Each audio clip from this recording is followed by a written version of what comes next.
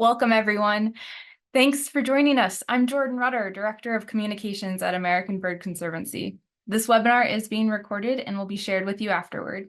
We'll be putting links in the chat, but in case you missed them, please know that everything can be found in a follow-up email we'll send to you and on abcbirds.org. Please submit any questions you have during the presentation using the Q&A box. And automated captions are available for this webinar, and you can turn them on by clicking on the CC icon on your screen. Before we begin, I want to share some background on American Bird Conservancy, shortened to ABC, which was founded in 1994 with the mission of protecting wild birds and their habitats across the Americas. We continue that work today following a conservation strategy outlined by the pyramid featured on the current slide. Our work strives to help keep common birds common and prevent the rarest species from going extinct. And bird conservation works.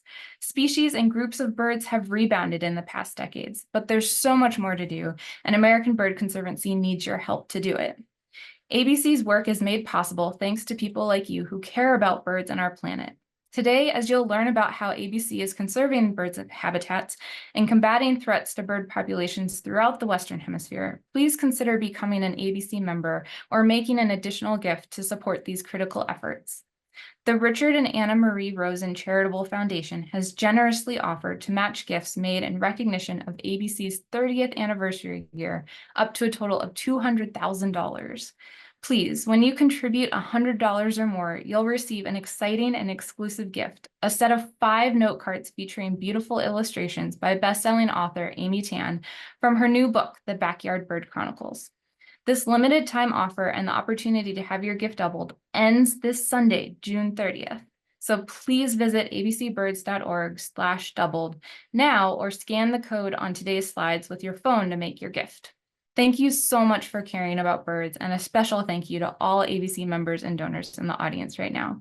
You're making a difference for wild birds and their habitats every single day. So it might surprise you to learn that one of my least favorite questions is, what is your favorite bird? Because how could I possibly choose? They're just all so amazing. But I'll admit that red knots hold a special place in my heart. From their ruddy tones and dappled backs to their incredible migration that can equal the same distance as the Earth to the moon, to their unique relationship with horseshoe crabs, which you'll learn more about later today. They just amaze and delight me whenever I have the chance to observe them.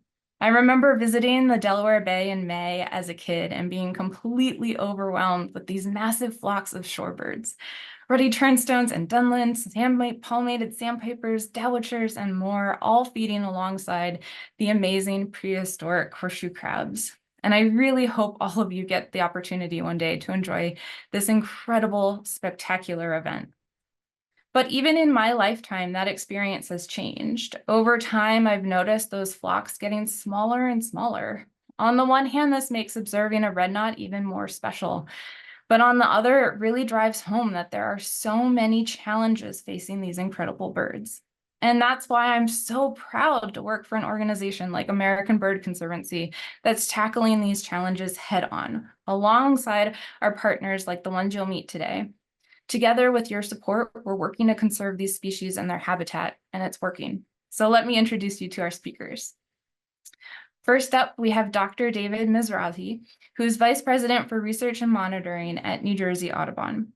Since 1995, David has conducted important research on the ecology and behavior of shorebirds in Delaware Bay, including investigating the relationship between horseshoe crab egg availability and weight gain potential in semi-palmated sandpipers, relationships between habitat use and foraging strategies, and migration phenology and connectivity using nanotag technology.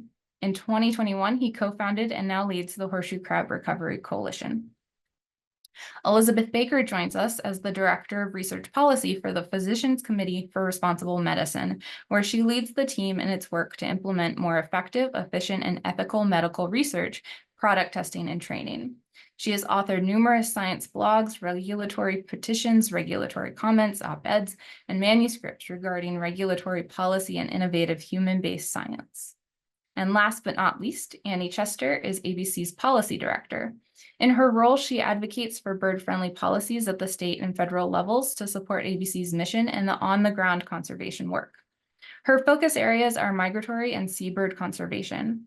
Some of the issues she has worked on include migratory bird habitat conservation funding, red knot recovery, and plastic pollution mitigation. With that, we'll turn it over to David to kick things off. Welcome, David.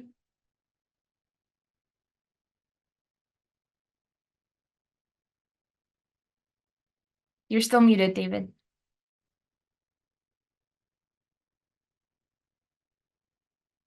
Thanks, Jordan. Too many buttons to push today.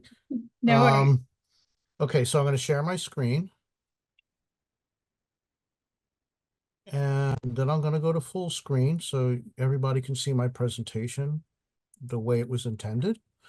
So today I'm going to talk about shorebirds and horseshoe crabs and the conservation challenges these intrinsically linked species face. And before I start, I just want to acknowledge my co-conspirator in horseshoe crab and shorebird conservation, Dr. Larry Niles, who leads a team for wildlife restoration partnerships. And Larry and I have been working on shorebird conservation together and separately across the hemisphere for the last 30 years. So today I'm going to talk about shorebirds and the conservation challenges they face, the importance of horseshoe crabs to shorebird conservation, horseshoe crabs and the challenges that they face, and then I'm going to give you a brief overview of what the Horseshoe Crab Recovery Coalition is doing on behalf of horseshoe crabs. So this may not be news for everybody, but shorebird populations are in trouble. And especially those that are migrating long distances from South America to the breeding grounds in the Arctic. These species really do face incredible challenges. They spend 7 months in tropical or temperate South America, 2 months in the Arctic breeding, and then 3 months migrating between their winter homes and their breeding grounds. And today I'm going to talk about 2 of those species. Oops, sorry. The red knot and semi-palmated sandpiper, who you see pictured here in this graph. And I'm going to show a lot of graphs today because I'm just an incurable biologist, but I'm only going to use those to sort of demonstrate the points I'm going to make. I'm not going to go into any depth, so don't let the graphs scare you. But what this graph does tell us is that many Arctic breeding shorebird populations are showing significant declines. You can see the small dot above the red knot, and that shows how much change red knot populations have experienced over the last 30 years, or at least between 1980 and 2019. That amounts to more than 90% decline. And for semi-palmated sandpipers, approximately 70% decline. So these are troubling data. Today, I'm going to focus most of my talk on the challenges that these birds are facing during migration. And so, again, these may be things that folks know, but red knots engage in some of the most spectacular and epic migration journeys on the planet. It's almost pole to pole, from the southern tip of South America all the way to north of the Arctic Circle for some populations. And that's a 30,000 kilometer round trip, or in North America, we might say 18,000 miles. What this means is that birds during their migration need to have predictable and high energy food resources to be successful at that migration. And shorebirds stop at only a couple of places during their long journeys between the wintering grounds and the breeding grounds so that they can refuel to make the next leg of their journey. Importantly, when they arrive on the breeding grounds, there's nothing to eat until snow melts. And so when they arrive on the breeding grounds, they need to have enough fuel in a tank, enough energy reserves to survive until the snow melts. And that's really important. These 2 pictures here show some data that Larry and his team have collected over the years for birds traveling from South America to the breeding grounds in the Arctic. The Google Earth map is geolocator data, and the map on the left shows data collected using satellite transmitters. The story is not very different for semi-palmated sandpipers, although their migrations are quite a bit shorter. They're also 80% smaller than red knots. And that 12,000 kilometer round trip between the wintering grounds in Suriname, French Guiana, and Brazil, and their breeding grounds just south of the Arctic Circle, again, require those same kinds of energy reserves. So it's really critical that these birds find places that have these food resources as they stop along the migration route. And as I mentioned in my first slide with the first graph, these species have shown dramatic declines. Delaware Bay, one of the most important stopover sites during the northbound migration in the Atlantic Flyway, once supported the largest stopover population in the Western Hemisphere, and that number was almost 100,000 individuals. But since the 1980s, the populations declined significantly. And we see that reflected in the numbers that that we're getting when we do aerial surveys in South America. In the 1980s, the Canadian Wildlife Service undertook an incredible endeavor to survey the entire coast of South America. Now, that amounted to surveying about 80% of the coast, but one of the most important places that they surveyed was the areas of coastal Argentina in Patagonia and the southernmost tip of Chile in Tierra del Fuego. And those numbers from those surveys have plummeted since the surveys were conducted in the 1980s. And because of that, red knots have been listed as threatened under the Endangered Species Act. Annie will talk a little bit more about that in her presentation. And in Canada, depending on which population of red knots you're talking about, they can be listed as either special concern or endangered. And again, similar story for semi-palmated sandpipers, work that we've done in Suriname, French Guiana, and Brazil, starting in 2008, indicates that numbers have declined by 80% since the Canadian Wildlife Service did their surveys back in the 1980s.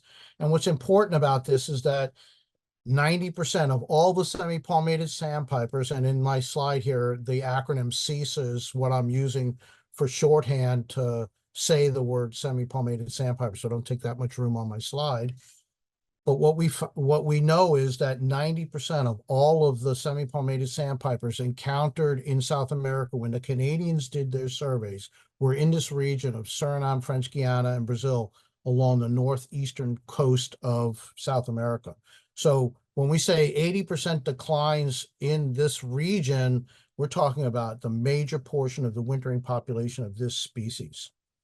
And our data from Delaware Bay reflect the same decline. So 75 to 80% of the semi-palmated sandpipers that were observed back in the 80s and early 90s are no longer in Delaware Bay.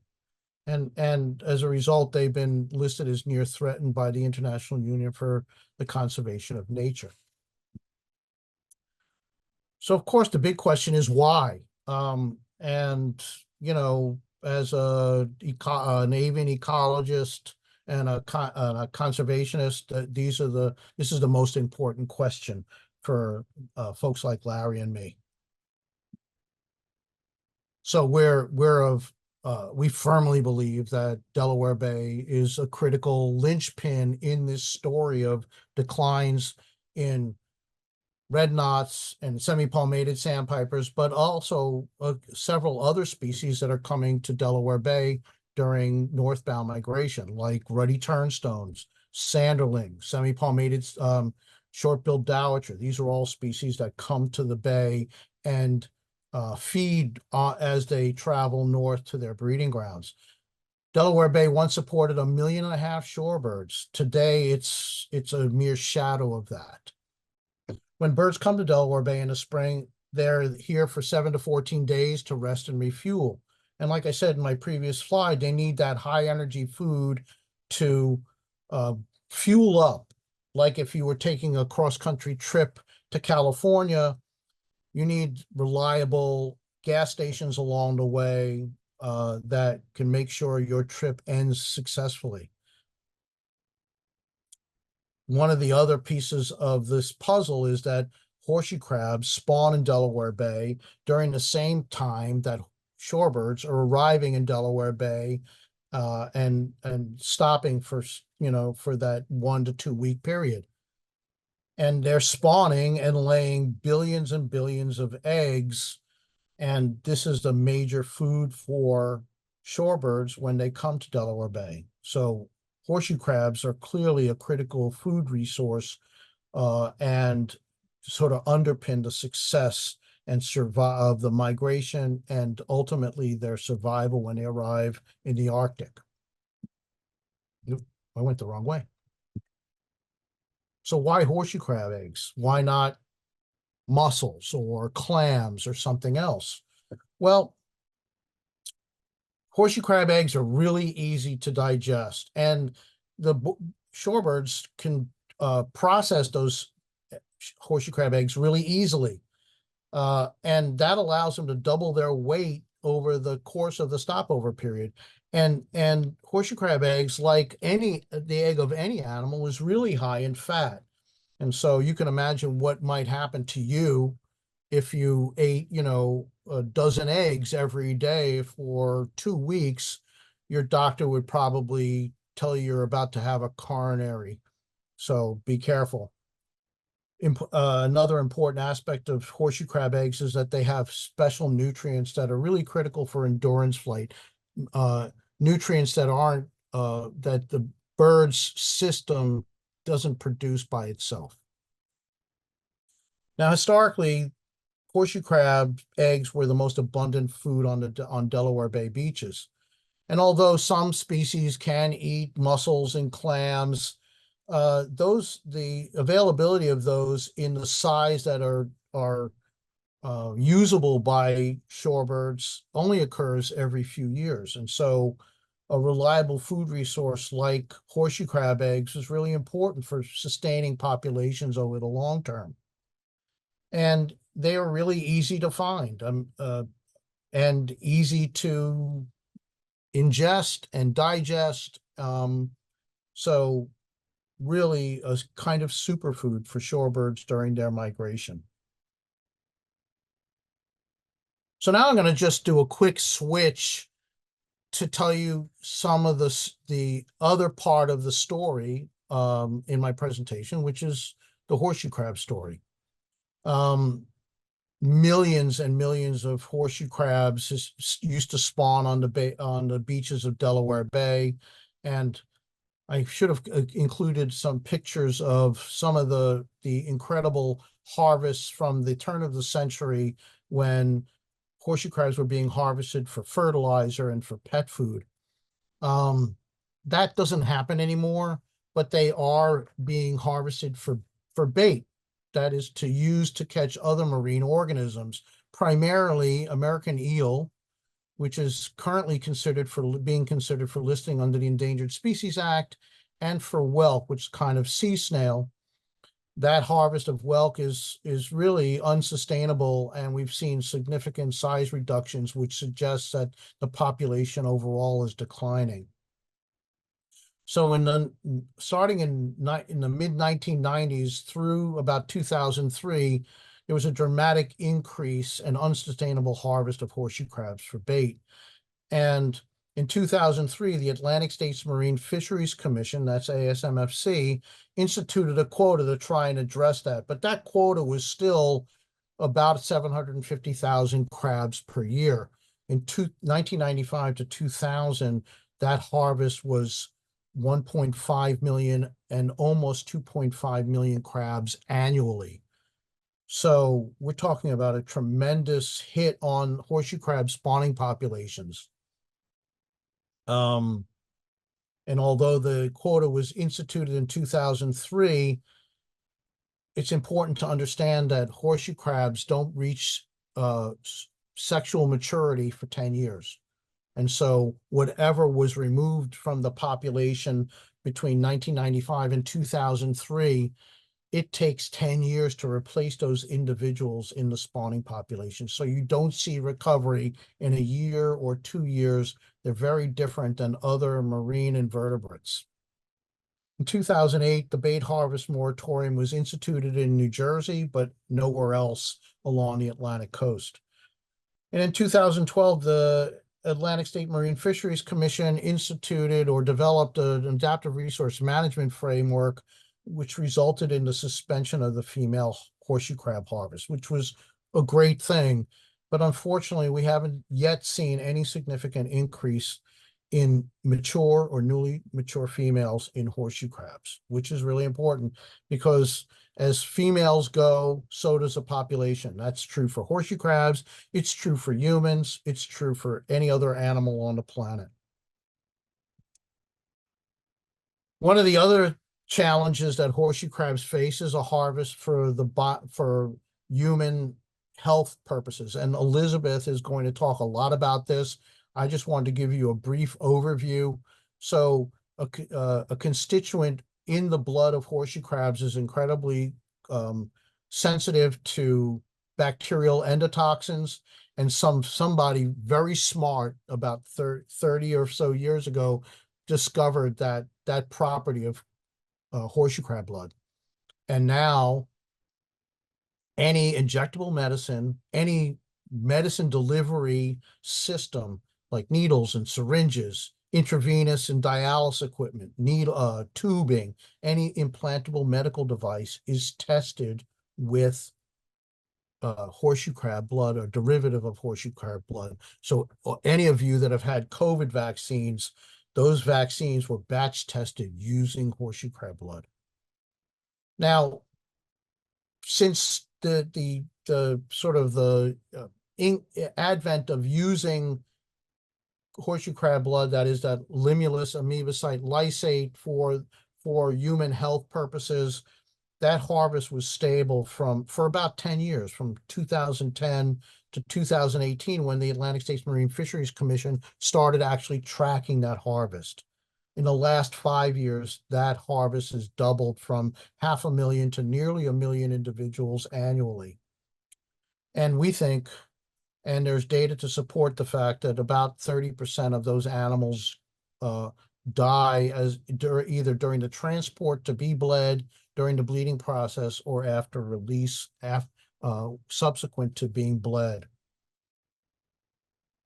Fortunately, there's a synthetic alternative available. And so this is the direction that we're trying to move the pharmaceutical industry.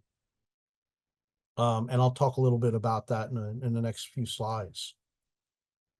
But what I wanted to say first is that fewer crabs means fewer crab eggs. And this is really important to shorebirds and other organisms. I'm not going to go through the data. I want to make sure I can finish my presentation. But what that means to shorebirds is that their ability to gain weight during the time they're in Delaware Bay is greatly reduced, and that results in poor survival and reproductive success when they get to the breeding grounds. In only 3 of the past 20 years, have 50% or more red knots attained 180 grams before departing Delaware Bay. And that's important because we think that 180 grams is the minimum weight that a red knot needs to successfully migrate to the Arctic and survive until food becomes available. For semi-palmated sandpipers,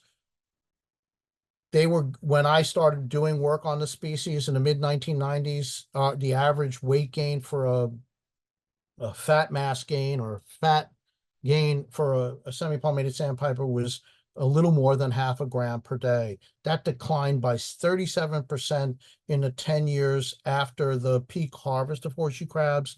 And that's only recovered slightly. And now that fat mass gain average is about 20%. That may not sound like a lot, but think about it. If you're 200 pounds and you want to lose 20% of your body mass, that's 40 pounds. That's a lot. And not being able to gain that weight during the time they're in Delaware Bay really means a lot in terms of survival. Other species are affected as well. Like there are many fish species that depend on horseshoe crab eggs during their life cycle. Small bait fish that feed larger sport fish, and this has had a real impact on species like weak fish who've experienced tremendous declines during the same time that horseshoe crab declines were observed in Delaware Bay. So now you must be thinking, okay, so how do we address the problem? So in 2020, Larry and I had sort of the light bulb idea and thought maybe we should really organize some people around, the conservation of horseshoe crabs. We're shorebird biologists, and so although we certainly appreciated and understood the intrinsic link between horseshoe crabs and shorebirds, maybe we needed to take a different approach and really focus our conservation attention on horseshoe crabs equally or more so than on the shorebirds that depend on them. Started with 8 organizations, we have 52 organizations now, and the goal of the coalition is to restore horseshoe crab populations along the Atlantic coast, fully restore them to pre-peak harvest levels by 2030. That's a lofty goal, but we're achieving a lot to reach that goal. This slide just has a number of our objectives. I can at some point post a link to our website. I should have done that on this slide. I don't want to go over the objectives per se, just to say that we're trying on a number of different fronts, on the bait harvest front, on the biomedical harvest front, and the engagement of the public in outreach and community science programs to really affect change in the status of horseshoe crabs. And we've had a lot of success and a lot of accomplishments in the last couple of years. We've been able to maintain the female harvest moratorium instituted by Atlantic States Marine Fisheries Commission. Coalition partners have submitted a petition to list the horseshoe crab as an endangered species. Several states have passed legislation to ban horseshoe crab harvest or regulations to significantly restrict harvests in their states. We're doing horseshoe crab egg density surveys in 5 states and hope to expand that. And from the biomedical side, the adoption of synthetic alternative for horseshoe crab blood by the governing body that sort of provides guidelines to the biomedical industry, and a recent workshop with pharmaceutical corporations to discuss a transition to the synthetic alternative. So that's the end of my talk, but for those of you who have never been to Delaware Bay, I figured I'd share a minute of video just to give you an idea of what it's like when horseshoe crabs and shorebirds are doing their thing to either perpetuate their species or prepare to perpetuate their species. So let me start this video.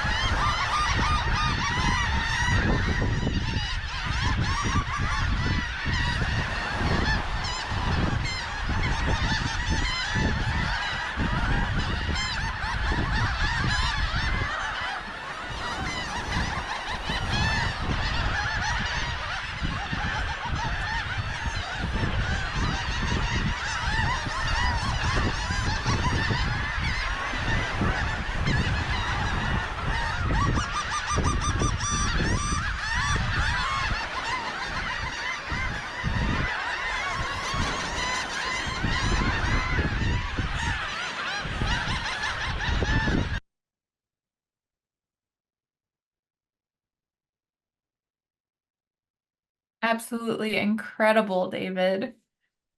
Thanks so much. Thanks for your attention. Thank you. I'm telling you, you got to go to the Delaware Bay in May, folks. It's just unlike anything else. But thank you again, David. We'll talk to you in the Q&A. And Elizabeth, if you want to come on camera and unmute, welcome.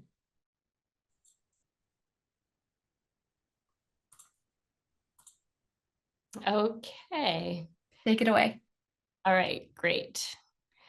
So, hello, everyone. Thanks so much for joining us today. And I just want to say a few words about the organization that I represent, the Physicians Committee for Responsible Medicine. We are a nonprofit based in Washington, D.C. We've been around for about 40 years, and we work to refocus human health and disease research to humans, so that we can improve outcomes for human health. And also very important to us is reducing and replacing animal use wherever possible. So today I am going to narrowly focus on ending the use of horseshoe crabs for a manufacturing safety test. So the issue is that every medication, every vaccine, and some medical devices must be tested during manufacturing to ensure that the injectable doesn't contain contaminants that could cause fever, infection, or even death. And this is a really important safety test. And I do want to say we want the testing to continue. We just want the method to change, and we don't want to see it conducted in animals. It used to be the case that all of this testing was conducted in rabbits, but then a test using horseshoe crab blood was developed.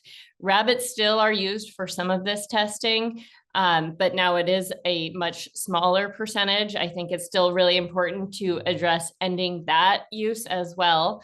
But for the bulk of the testing, it is conducted using horseshoe crab blood. And so what does this mean? You know, David shared the story of horseshoe crabs as a species, but I want to tell you a little bit more about what it means to the individual. So for horseshoe crabs, this means that they're taken from the water, they're transported to a bleeding facility, they're restrained, as you can see here in this photo, and they are bled through a needle that is inserted into their heart that takes a large percentage of their blood. And their blood is what you see, the blue color in the bottles there.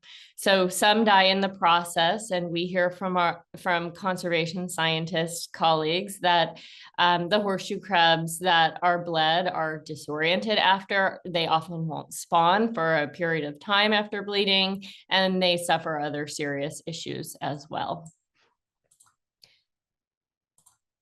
So people often ask, you know, what do we do instead? So we replace with a synthetic non-animal version of the test. And there are fortunately multiple options that have already been commercialized and are available. There are a lot of advantages to using these these non-animal approaches. One being scientific. So the blood-based tests are known to indicate false positives. So this means that they falsely are indicating the presence of a contaminant where there isn't one. The synthetics don't have this issue. You can avoid it by using the synthetic non-animal approaches.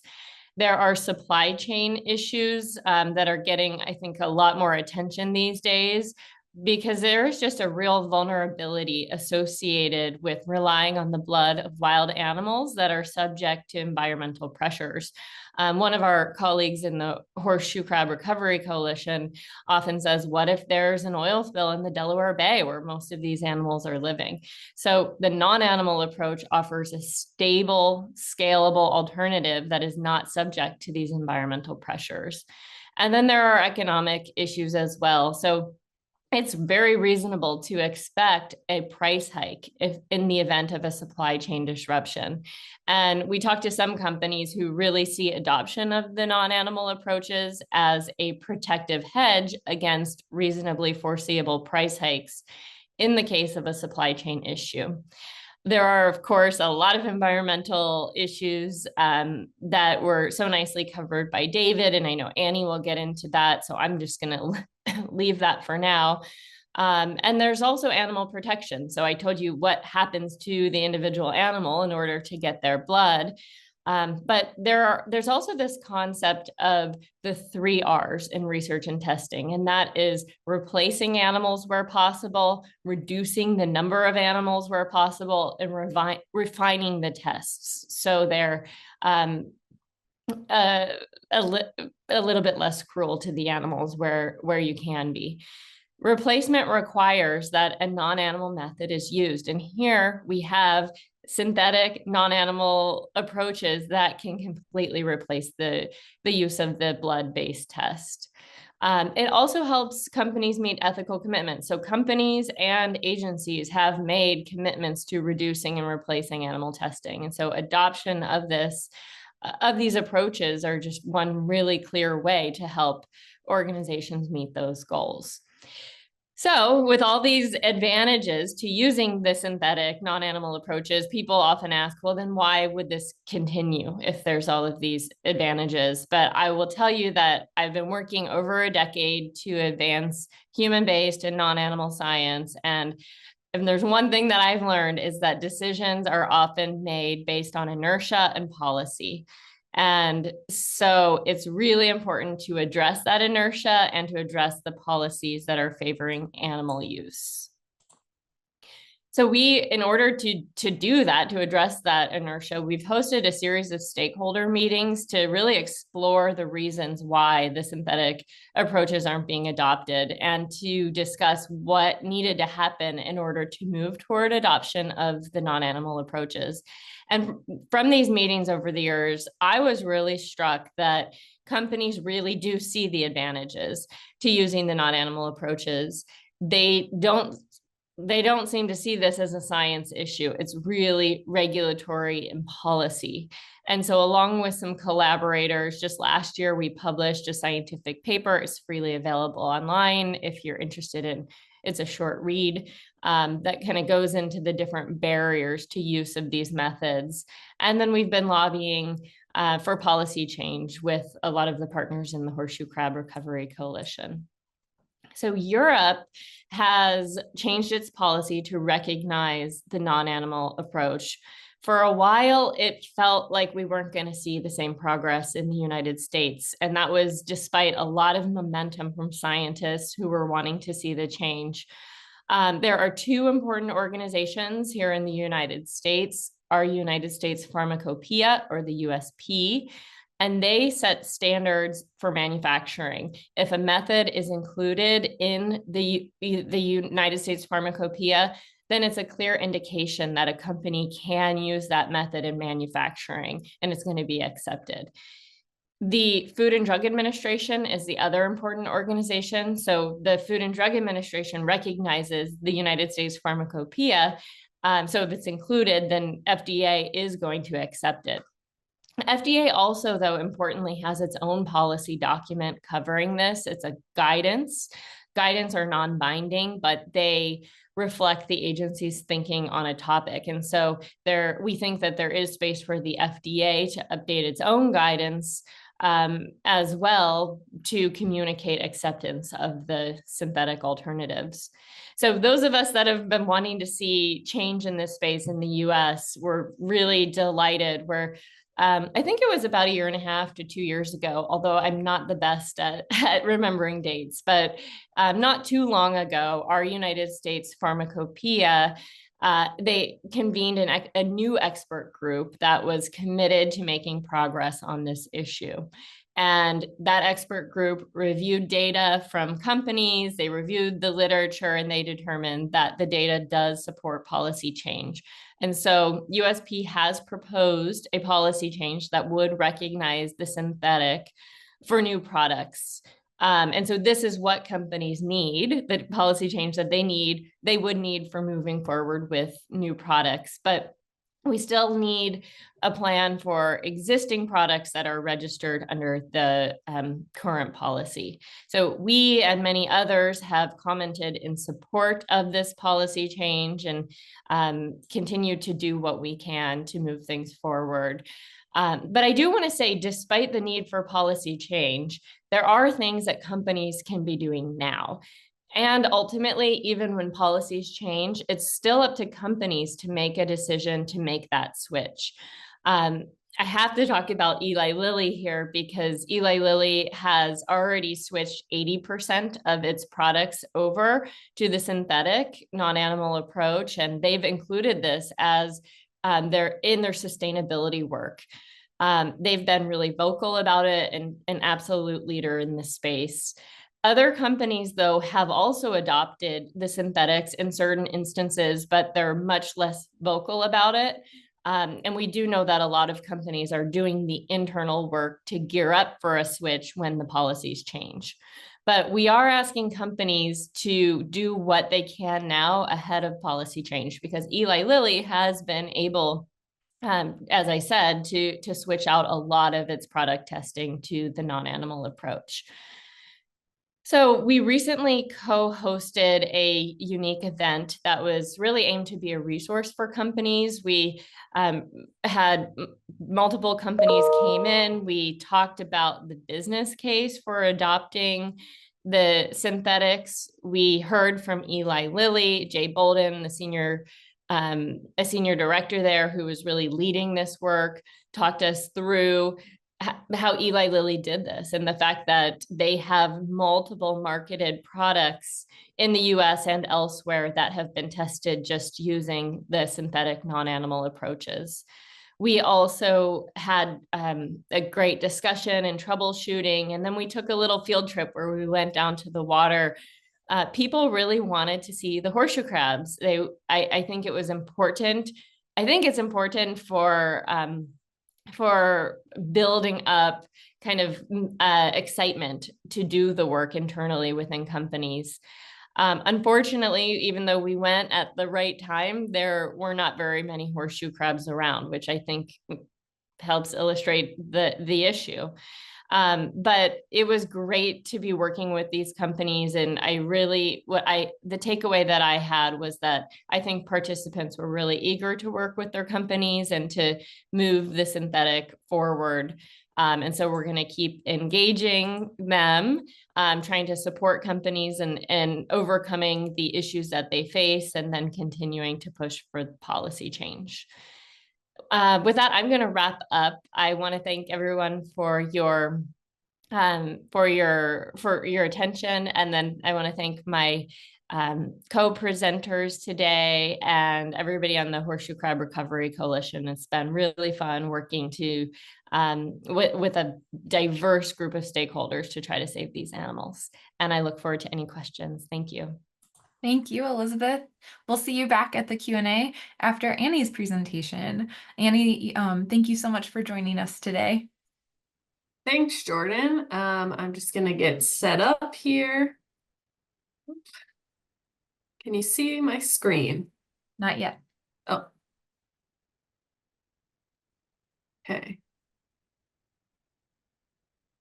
Now we should be good to go. Yep, you are. Awesome. Well, thanks so much, everyone, for participating today, and thanks for sticking around. I know on the East Coast, it's getting late in the afternoon, but I'm just here to give a little bit of policy context on some of the things Elizabeth and David talked about. So David gave an excellent overview already on a lot of the science behind red knots as well as semi-palmated sandpipers, but I wanted to take a moment to bring up the red knot again, since this is a species that American Bird Conservancy has been really involved in the conservation of. Again, red knots are an amazing species. They have an incredibly long migratory journey. The Delaware Bay, as David talked extensively about, is a really critical staging place for the red knots. It's where they fuel up in order to, finish their migration. One of my favorite things about red knots is they go through physiological changes during migration. So their pectoral muscles actually increase in size and they become really efficient at flight.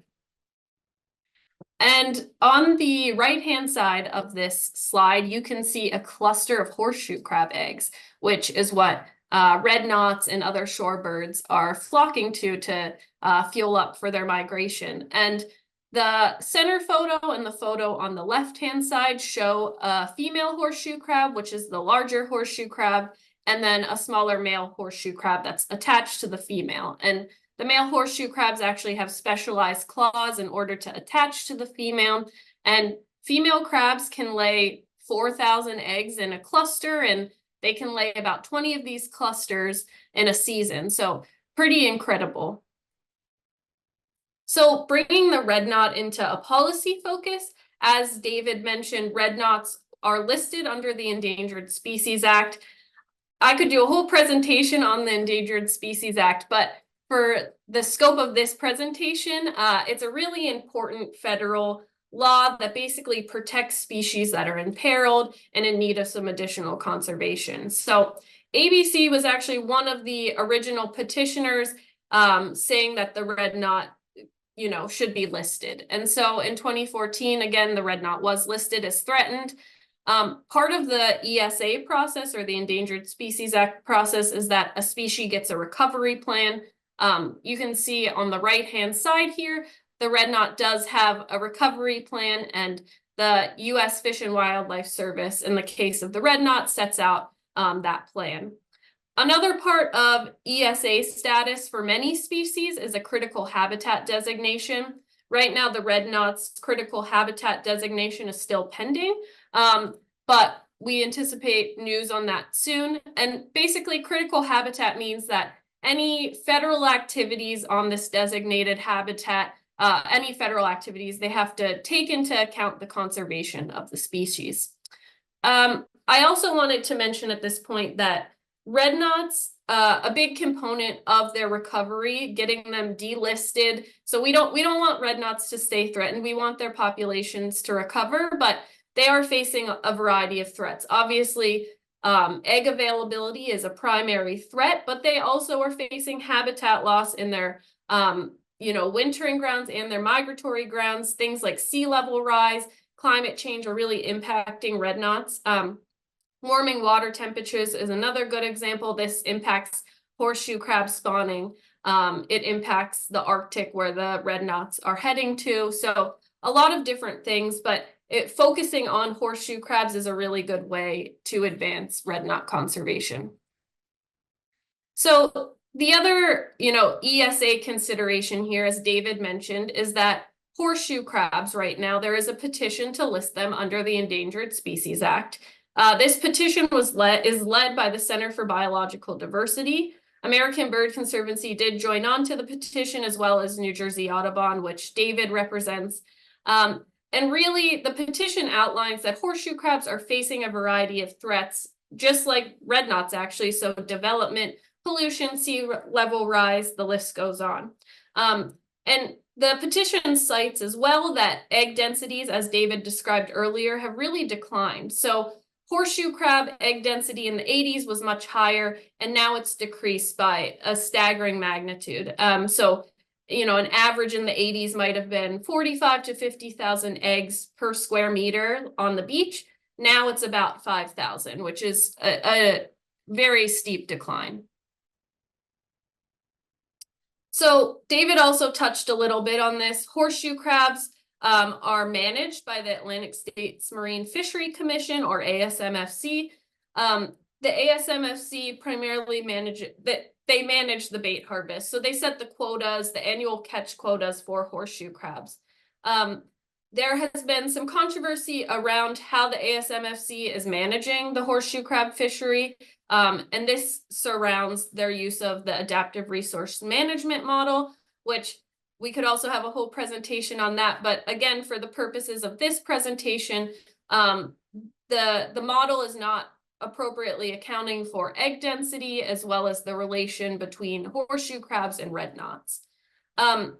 While ASMFC, manages the bait harvest, there are state level harvest restrictions also. So a good example of this would be Massachusetts, New York, Rhode Island, which all have enacted state level harvest restrictions that allow less quota than ASMFC authorize. And then on the biomedical side, which Elizabeth did a great job talking about, biomedical companies receive permits from individual states. So currently the states that authorize biomedical permits are Massachusetts, Rhode Island, New Jersey, Maryland, Virginia, and South Carolina. with biomedical harvest, there is no limit on female crab harvest. So David also mentioned how with ASMFC and the bait harvest, there is currently a moratorium on female crab harvest. This is really important because the female horseshoe crabs are the ones producing the eggs that are really important for shorebirds and other species. Biomedical harvest, crabs are released back alive. However, as previously mentioned, there is mortality associated with the re-release of crabs, and so you're still seeing impacts on the female horseshoe crab population. The other thing to keep in mind when talking about biomedical harvest is that ASMFC, they don't set the quota, but they do collect the biomedical data through state compliance reports, but that information is confidential. So I want to take a moment to talk about how this plays out on a state level.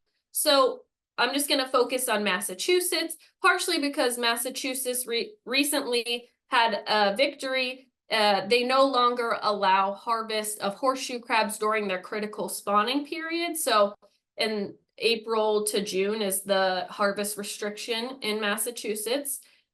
Massachusetts is interesting because it has both bait and biomedical quotas. Horseshoe crabs are also bled in Massachusetts, and Massachusetts has an interesting rent-a-crab program, whereby pharmaceutical companies can bleed crabs that are caught for bait harvest. So in theory, this might sound like a great idea because you're getting a dual purpose use of a horseshoe crab. So bait crabs, when you catch them, they're not getting re-released into the water. So if you're able to bleed them, at least you're getting blood before there is the inevitable mortality. However, how this actually plays out is that it incentivizes bait harvest. So you have biomedical harvest still occurring, and then you have bait harvest.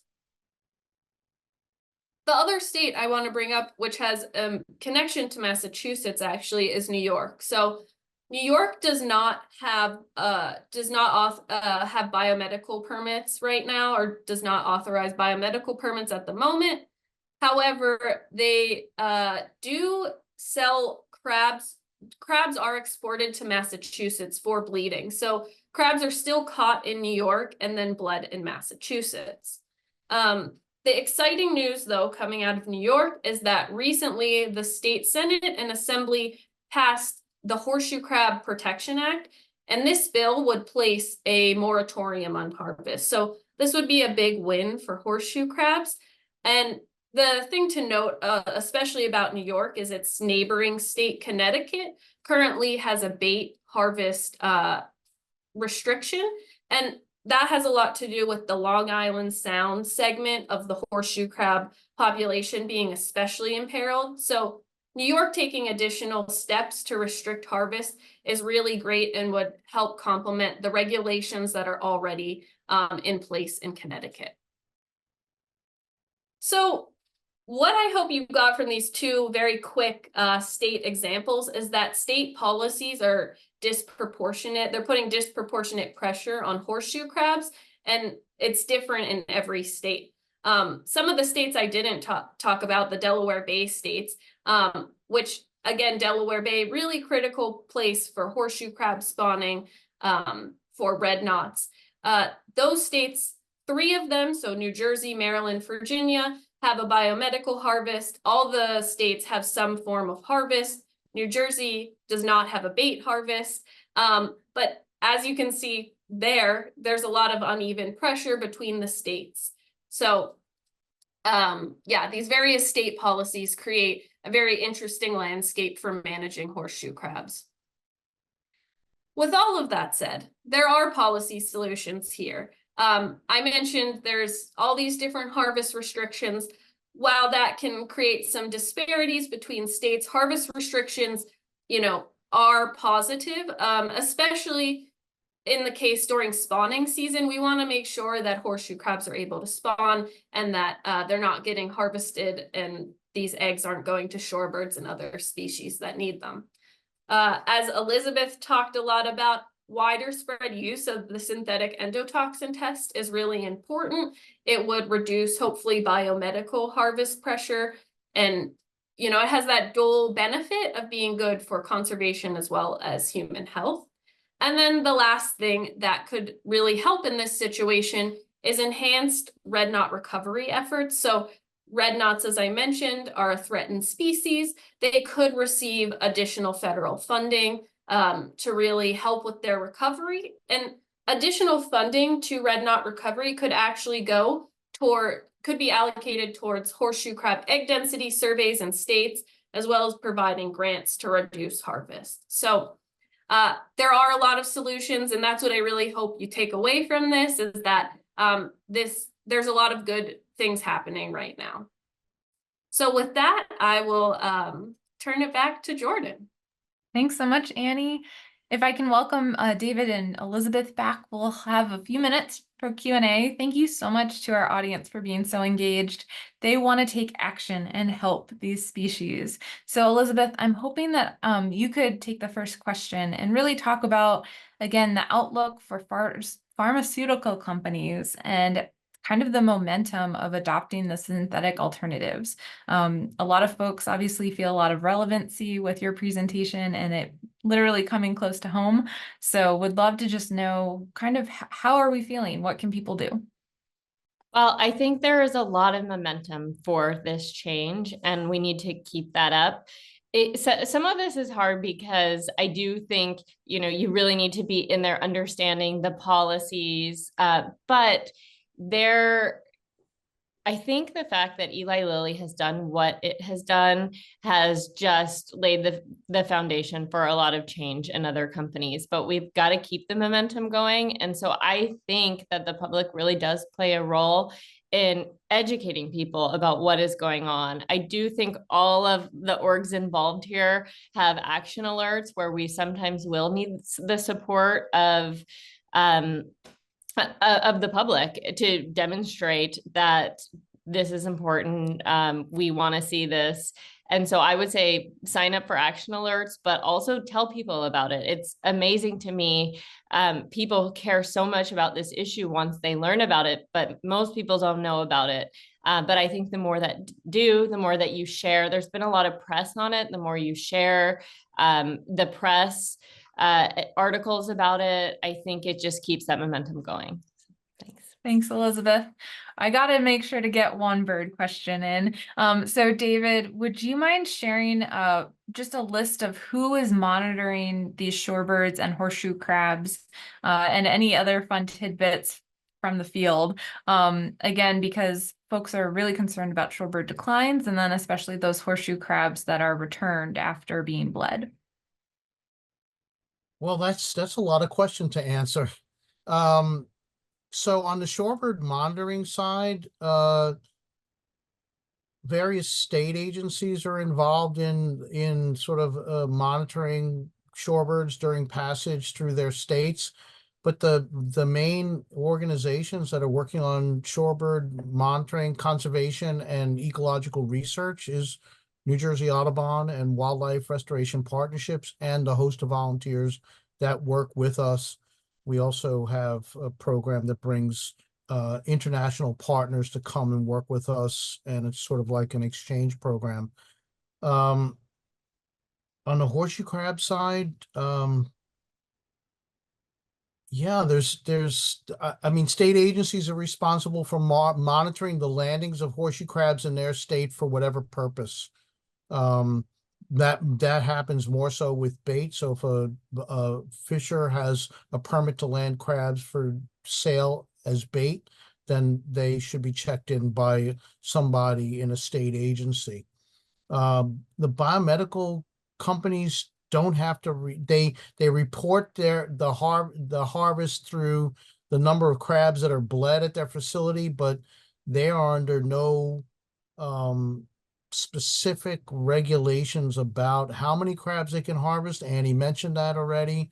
And the oversight is really up to the companies themselves. That is, best management practices are those that the company deems appropriate for their for their operation. And that's one of the things that we're really trying to push out through the Atlantic States Marine Fisheries Commission and state agencies, that there needs to be more transparency, and there needs to be,